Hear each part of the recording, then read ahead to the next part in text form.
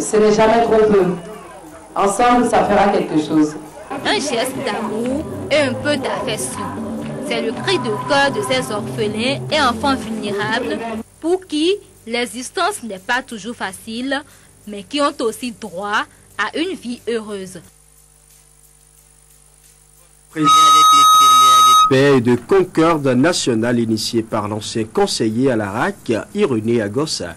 Ce tournoi de la paix a réuni plusieurs clubs de Cotonou au cours des 2 dernières semaines.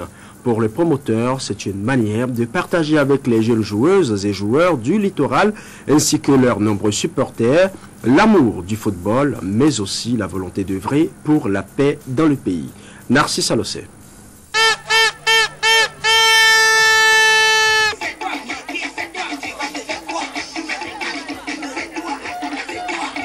Cette fin d'année 2010 a été marquée ici au stade Midombo d'Akpakpa par un véritable cocktail de fête, de passion pour le foot et de promotion des valeurs de paix et de concorde nationale.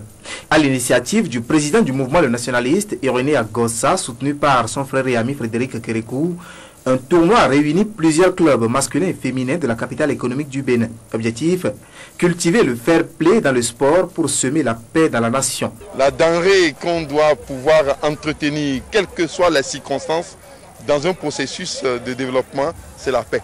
Qu'elle soit menacée ou pas, il faut toujours prendre les précautions pour qu'elle soit préservée, qu'elle soit un élément désormais de culture, un élément culturel, et qu'on instaure cela dans nos principes. Il ne serait jamais inutile de commencer par maintenir ce courant au sein de la population. Ce tournoi a été initié juste pour des raisons de paix, et pour qu'à la fin de cette année, chaque acteur du football puisse encore se remémorer de la paix et surtout de ce rôle que le football a toujours joué pour la paix. Le dimanche 26 décembre, au lendemain de Noël, les Lions Football Club d'Akpakpa ont rencontré en finale du tournoi féminin les Naja FC. Après un match âprement disputé avec une pluie de buts, les Lions l'ont emporté par un score de 4-2. Mais pour la meneuse de jeu des Naja, cette défaite est insignifiante face à l'idée de la paix. On vient de perdre le match, mais la défaite forme. Une équipe sans défaite n'est pas une équipe. Donc nous allons prendre ça sportivement. Prochainement, nous pourrions faire plus d'efforts. C'est pour la première fois depuis que moi je joue au foot. J'ai trouvé une personne qui a organisé un tournoi et qui nous a permis de nous donner des maillots, des jeux de maillots, des ballons. Je n'ai jamais vu ça. C'est pour la première fois. Donc je l'encourage beaucoup, je le remercie beaucoup pour tout ce qu'il a fait. Un peu plus musclé mais avec moins de buts, le tournoi masculin a mis face à face l'équipe du 3e arrondissement de Cotonou et celle du 1er arrondissement sous l'œil vigilant du parrain de l'événement. Au final, la Coupe de la Paix a été remportée par l'équipe du 3e arrondissement sur un score d'1-0.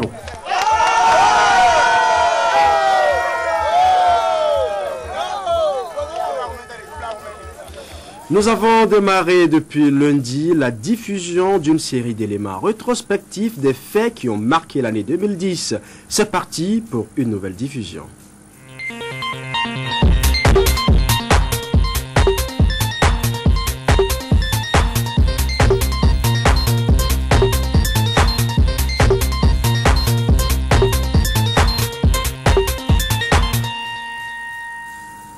Au registre d'éléments rétrospectifs aujourd'hui, nous allons démarrer avec la série d'intoxication alimentaire enregistrée surtout dans le Nord Bénin. C'est un dossier réalisé par Lucrèce Augustine Adjanoro.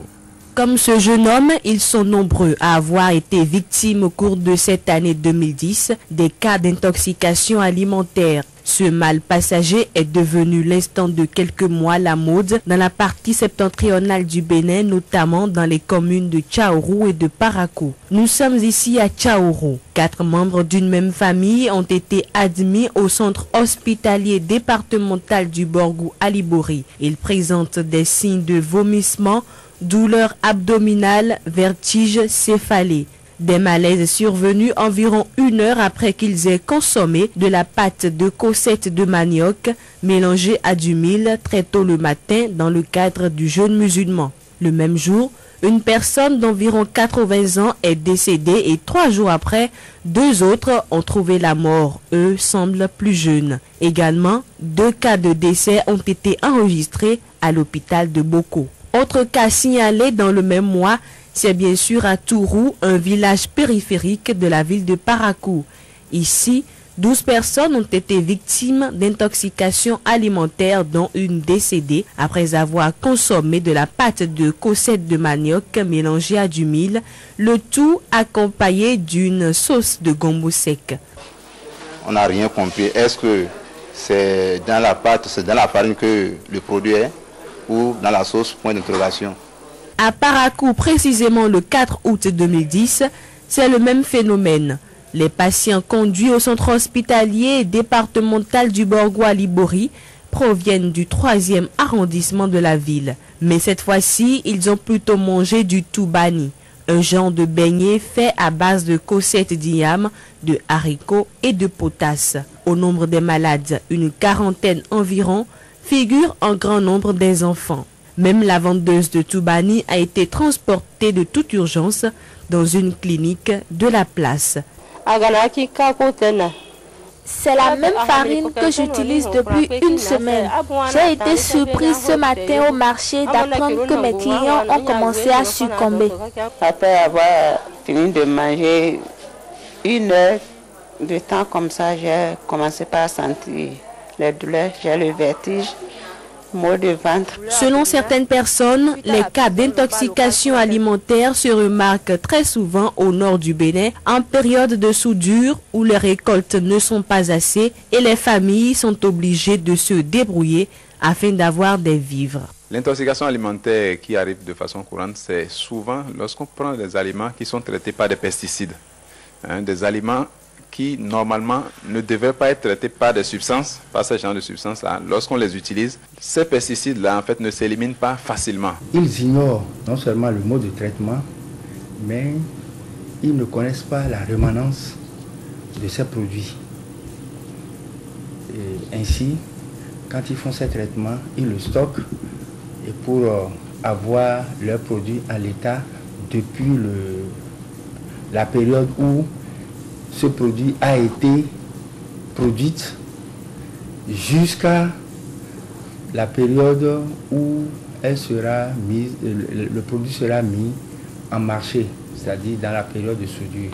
Pourtant, les agents des SERPA des différents départements du Bénin travaillent sur le terrain pour sensibiliser, parfois réprimer les paysans et les producteurs sur l'utilisation des produits toxiques dans le traitement et la conservation des aliments. Aujourd'hui, si on vous voyait avec un de ces produits, c'est la prison. C'est réprimandé. Mais le plus souvent, ce que nous constatons, nos vaillants producteurs nous dribblent en utilisant ces produits. Nous n'avons pas de centre antipoison dans notre pays. Ce n'est pas normal. Il faut absolument disposer d'un centre antipoison pour faire face à ces genres de situations-là. Mais après cela, il faut mettre en place des laboratoires à même de faire de mettre en évidence l'agent causal. Pour éviter que ces cas d'intoxication alimentaire ne se répètent en 2011, de nouvelles mesures s'imposent aux autorités en charge de l'agriculture au Bénin. Par ailleurs, les paysans et les producteurs indélicats devraient être sanctionnés pour l'utilisation des produits phytosanitaires non appropriés. Un autre élément rétrospectif, cette fois-ci sur le plan économique, la pénurie du gaz domestique, la polémique du bois, la spéculation du ciment et bien sûr l'affaire Euroterminal SA au port de Cotonou. Suivant. Lentement et sûrement, l'année 2010 se referme et avec